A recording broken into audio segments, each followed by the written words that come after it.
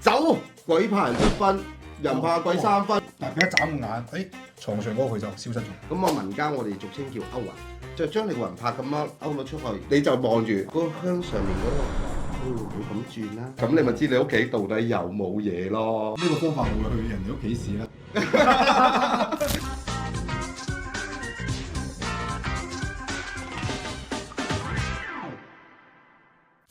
用靈性智慧解人生難題。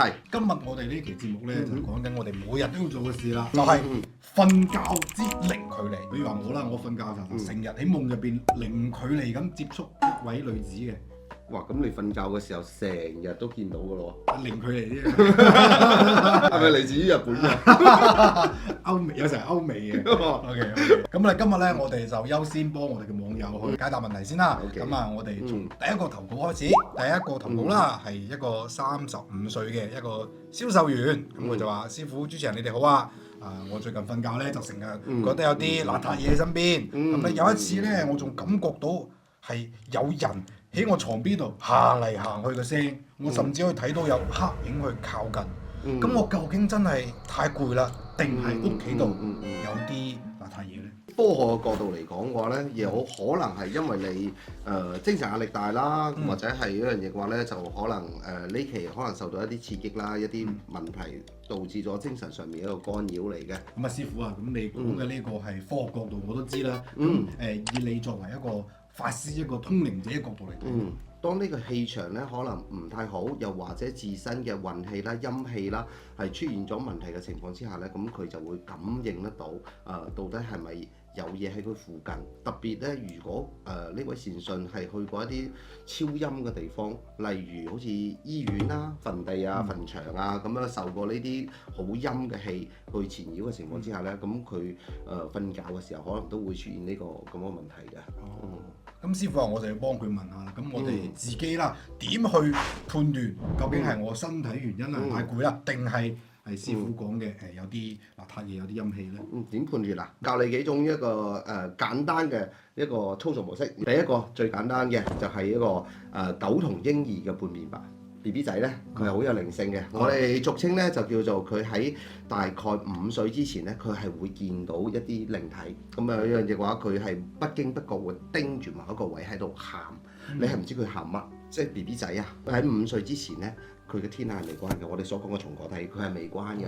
咁啊，狗啊更加直接啦。咁啊，佢會突然間無啦啦衝過去嗰度，然後死吠難吠，死吠難吠，經常吠。我仲以為佢發癲，其實唔係。唔係，係佢睇到一啲即係我哋見唔到嘅嘢。有入侵者，有入侵者係啦，特別黑狗。黑狗係佢靈性係特別高嘅。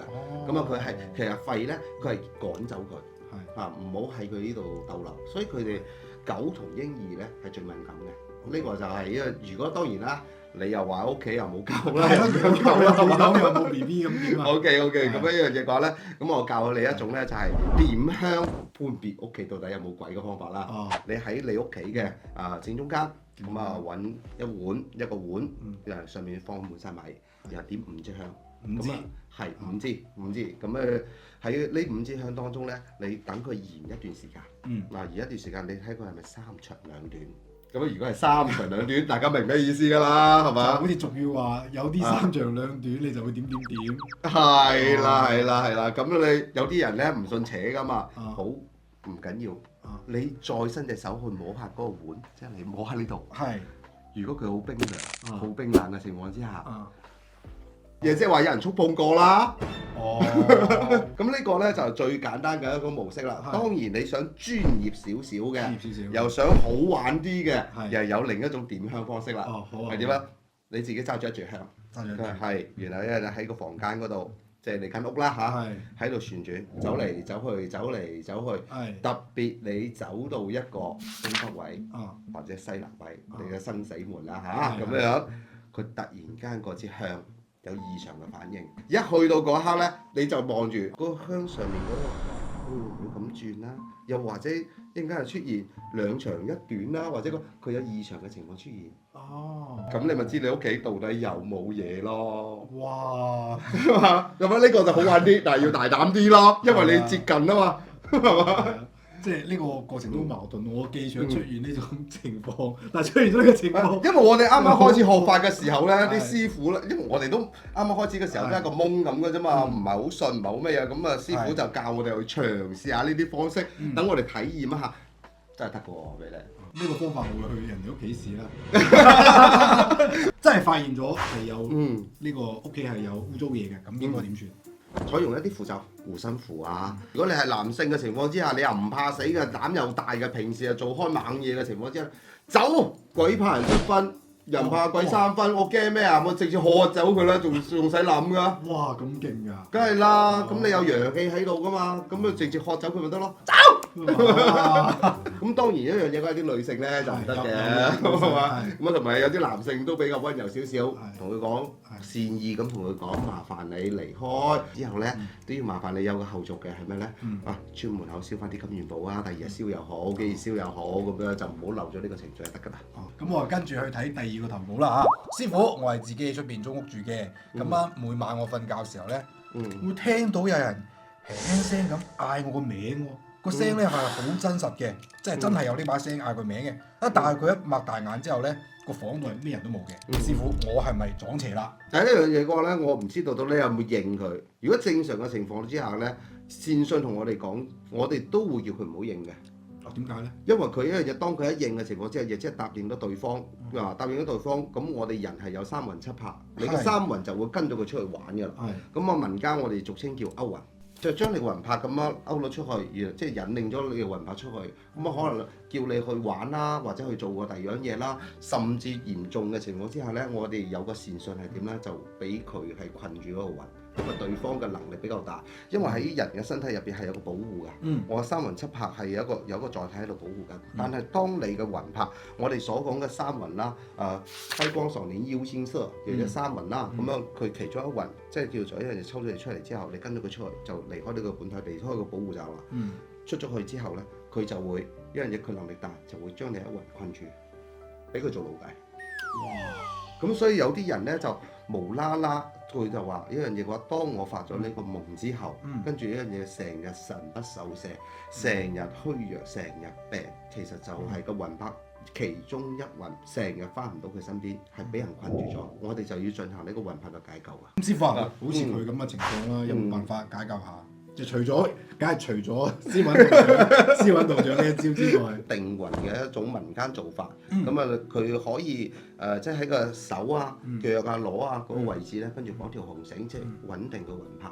又或者可以揾個一個我哋所謂鐲子，跟住一樣嘢直接去套住佢，或者套腳係最好嘅一個做法。呢個只係一種輔助方式，你要將佢清走咗佢，即係請走咗佢，咁樣佢先唔會騷擾你嘅。同時呢個係必須要帶嘅，唔係嘅話咧，第二啲過到嚟依然會繼續叫你。呢個係屬於保護，人哋見到你有呢啲保護咧，都好少再去侵入，因為佢要用嘅力量係比較大。即係呢一個係治標，然後揾道長就係治本。係冇錯，一定要治本㗎啦。睇下佢到底係發生咗咩事。好啊，咁啊，如果大家都有遇到個問題，記得揾我哋法炳師傅啦。好，咁我而家睇翻第三個投稿，俊仔26歲，我哋嘅 IT 男。話師傅主持人你哋好，我最近咧做咗個非常之詭異嘅夢啊，而且咧係唔止一次啦。我就夢到自己企喺條巷仔度，咁啊四周圍都好黑嘅，之後咧就有一盞好微弱咁嘅燈。咁咧佢係明明佢記得佢係冇去過呢個地方，記憶度係冇嘅。但係咧呢個夢咧重複咗至少係有5次啦。仲會有個着紅色衫嘅細路女企喺條巷嘅盡頭，咁佢又低住個頭唔講嘢嘅。咁咧佢又想行過去問一問佢咩事啦。但係咧佢永遠都行唔到佢身邊嘅，即係無限長路。咁師傅呢個係咩回事咧？呢個有幾種可能性。係。有一種可能性咧，就係一個前世今生嘅一個問題，可能就叫做我哋俗稱嘅叫做冤親債主啦。咁樣可能佢喺上世或者再上世啊，咁樣同你嘅一啲情緣未了，而進行咗呢方面嘅夢嘅一個提示，令到你一樣嘢嘅話去回想翻啲事情。但係由於我哋咧，佢講話已經係投到胎㗎啦嘛。咁我哋前世嘅事情，我哋已經唔記得咗啦。但係你元神係會記得嘅，所以佢係不斷咁樣同你嘅元神去進行溝通同交流。呢個係一個即係前世因今世果嘅一個問題。另一樣嘢嘅話咧，可能係一個靈魂上面一個干擾，亦即係外來靈體啦。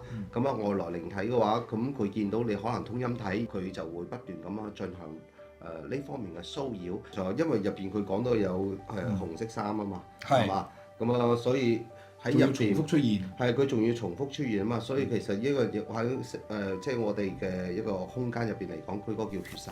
血煞，係啊，咁入邊可能有啲真係佢自己本人做過一啲唔好嘅事，而導致咗對方呢樣嘢嘅話係有呢種咁嘅怨念，又或者係一種殺血煞咁樣嘅情況嘅話咧，係必須要解㗎啦。揾師傅打救之前啦，我哋作為普通人可以做啲咩嘢先？咁如果係我哋錄音咧，因為我錄音嘅符咒咧有少少比較係全能少少嘅，咁就一個平安符啦，一個驅邪符啦，放喺個身度隨身攜帶，床底下邊咧再放翻5個銅錢，咁會增強呢方面嘅能力。咁呢個就係起碼可以保證我哋暫時冇咩事，但係你要根治呢個問題咧都要具體問題佢哋分析。咁如果都有呢一方面嘅朋友咧，可以去後台私信我哋嘅法命師傅，等法命師傅幫大家查清楚究竟係咩回事。好，咁我哋跟住到下一個故仔啦。OK， 好。係第4個投稿咧，係一個喺30歲嘅女善信，係佢話：法命師傅，我最近發生咗一件非常離譜嘅事啊，就係我半夜咧突然間會窒醒，咁發現自己竟然企喺個床邊，但係佢完全唔記得自己究竟點解會企喺個床邊嘅。最恐怖嘅時候咧，就係佢有時候咧，佢企喺個床邊度咧，佢仲可以望到床上有自己瞓住喺度。但係佢一眨眼，床上嗰個佢就消失咗。嗱，首先正常嘅人咧，佢肯定認為自己係夢遊嘅，係嘛？但係入邊咧，聽呢位事主所講嘅，佢係唔單止係夢遊呢種狀況啦，佢因為佢係清晰咁知道咗自己瞓喺張床度。我哋所俗稱嘅元神有少少出竅啦，但係呢種狀況我聽落咧就係叫做佢元神已經係離得比較遠嘅啦。點解咁講咧？當我哋元神即係我哋3魂7魄啊嘛，咁呢3魂當中就係一個元神、一個陰神、一個陽神啊嘛。呢3個一出咗嚟嘅情況之下，咁我剩翻一個載體喺度，咁我載體係瞓緊覺，但你呢個出咗嚟係咪我有3個位置？咁我3個位置嘅時候咧，就會有外來嘅靈體跟住進入咗我自己呢個本體入邊。趁機有人上身，係趁機就有人上身，佢一離開佢就嚟啦。